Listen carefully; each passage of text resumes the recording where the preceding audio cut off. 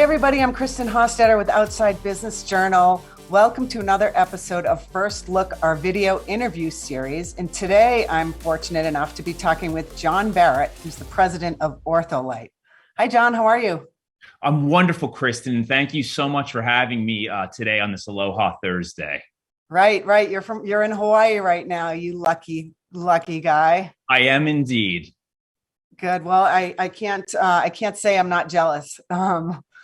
And so tell me, for people who may not be familiar with OrthoLite, what does OrthoLite do?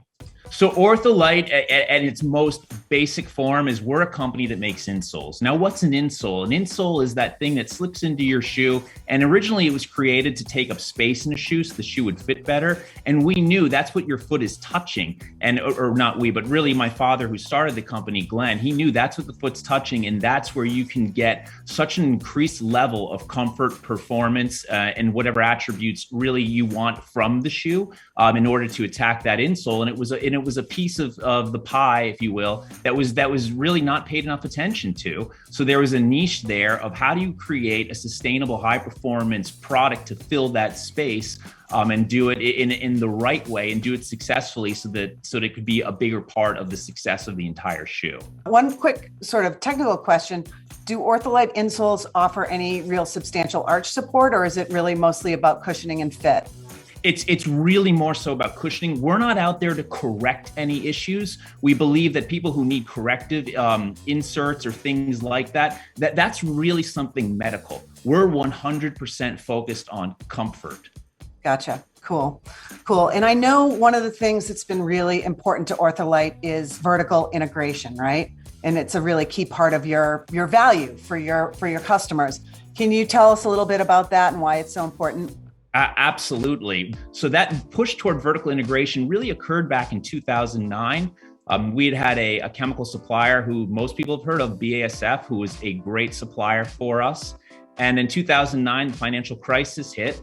We were faced with increased pricing. Of course, it happened all around the world. And we realized we were in a position that we couldn't control our destiny in the way that we knew would be acceptable to ourselves, our brand ethos, and to our brand partners. So we decided that, hey, let's go at it on our own. And we created our first formulation that we did in-house was called Eco OrthoLite. We knew, sustainability was rooted in our DNA, in the DNA of the product, of the chemistry, and we knew that's something that we wanted to do moving forward. So we decided to establish our factory in 2009 called DGEP. And the whole premise behind that factory was about sustainable solutions. And after the brand partners, they wanted that eco story to be part of their story as well. We realized that doing things in-house was absolutely the path forward that would allow us to be the company and grow into the company that we so desired. Yeah, it totally makes sense. So vertical integration is basically controlling the product from the chemical compounds that make up your insoles to the producing the materials, the production of the actual insoles, all the way through the chain. So you own and control the whole entire supply chain. You've got it. That's exactly right. We know exactly what is in everything that we put into our products. Well, so it's easy to see why you've grown from 38 to 3,000 people if you're building that entire supply chain. But that's also got to be a really great part of your story, your brand story right now, when so much of the industry is seeing all these supply chain disruptions too. It's not impacting you, I would imagine.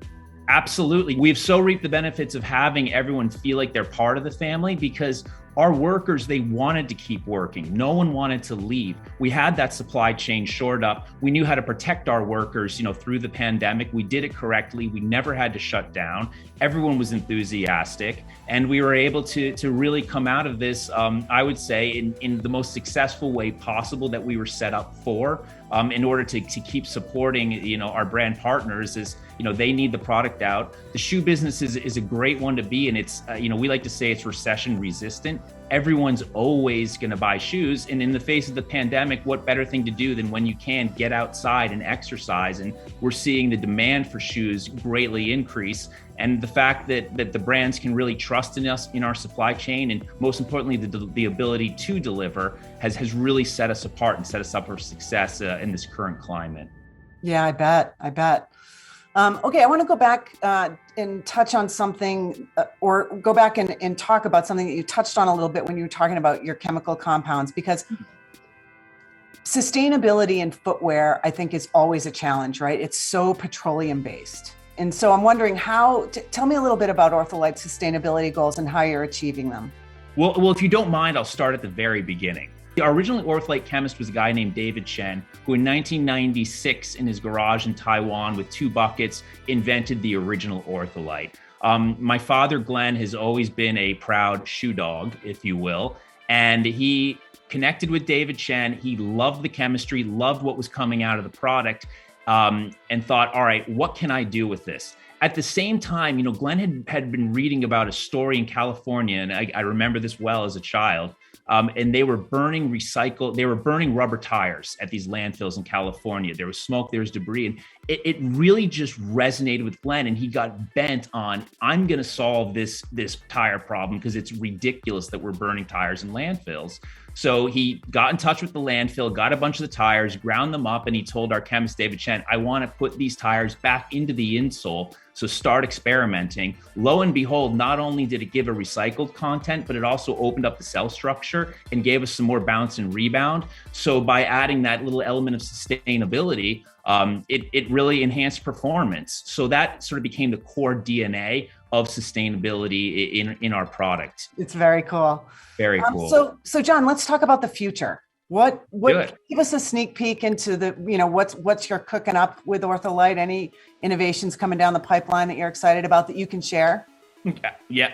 Yes, indeed. Actually, we've talked a lot about innovation, and there's really an expectation and demand for new and freshness almost on a daily basis. So at OrthoLite, it's how do we keep up with this increased level of demand while maintaining that base product and maintaining that foundation in our heritage of performance products, and not moving too quickly to get ahead of ourselves, but really finding the right spot and the right niche. And our first offering sort of in that regard that's new is something called Hybrid Plus. So our hybrid insoles are something that we're incredibly proud of.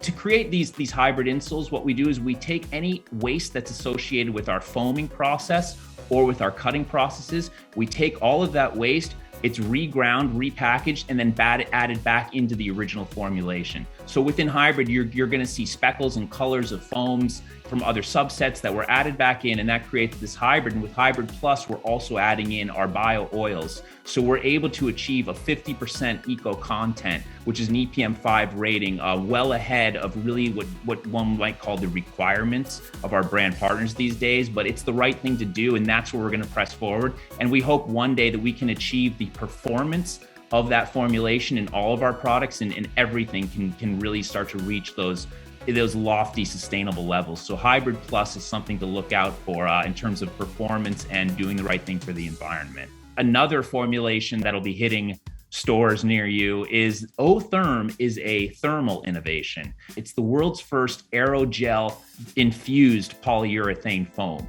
Aerogel is something that they use in NASA spacesuits. Don't ask me to give you any technical definitions. All I know is it's pretty significant in what it can achieve. And we found a way to infuse that at the microcellular level. And we're getting really incredible barrier numbers that our brands are very, very pleased with. And you'll be seeing that product in stores sometime next year. Well, I'm definitely looking forward to that because I am always battling cold feet in the winter. John, it was really great to have you here. Thanks so much for sharing all that info and history about OrthoLite.